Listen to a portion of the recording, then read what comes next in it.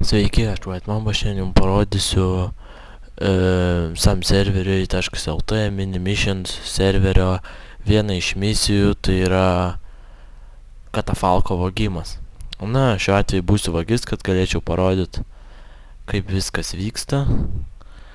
Dabar turėsiu nuvaryti katafalką. Važiuoju pas kunigus.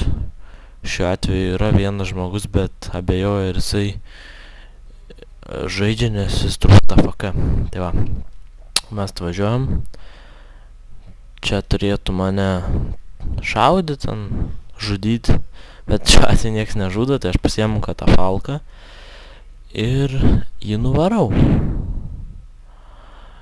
į checkpointą.